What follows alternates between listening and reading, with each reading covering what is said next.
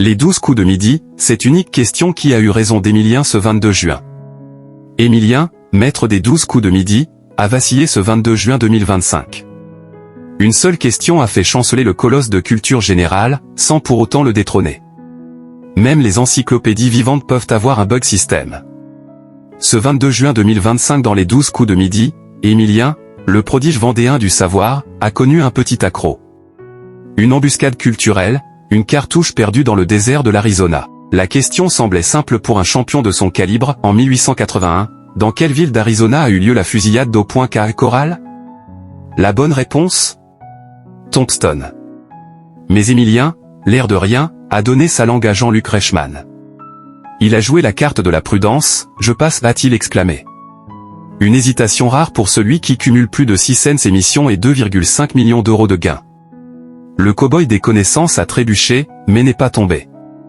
Même avec une balle perdue, le shérif reste en selle. Maître du plateau, il dégaine encore plus vite que son nombre point depuis son arrivée en septembre 2023, Emilien ne cesse d'écrire l'histoire des 12 coups de midi.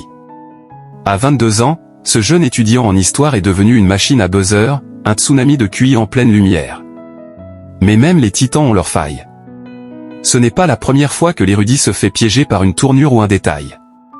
L'origine de l'expression au passé du coq à l'âne l'avait également mené en dehors des clous. Il avait opté pour le changement de météo, au lieu de l'explication linguistique.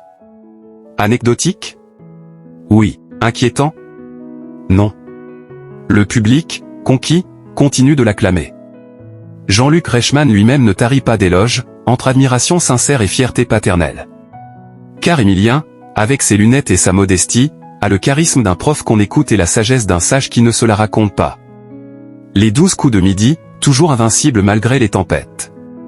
Une simple hésitation ne suffit pas à faire tomber un champion forgé par plus de 600 duels.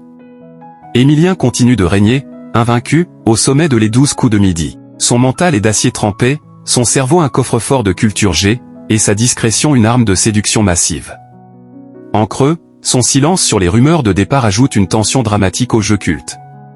Sera-t-il le premier à franchir la barre symbolique des 700 participations? Seule une autre question piège le dira. En attendant, Emilien trace sa route dans l'arène de TF1, entre fulgurance et faux pas, mais toujours debout. Un cavalier solitaire dans le désert brûlant de la culture générale, prêt à dégainer encore. Et peut-être, un jour, à tirer sa révérence et à passer la main, en champion.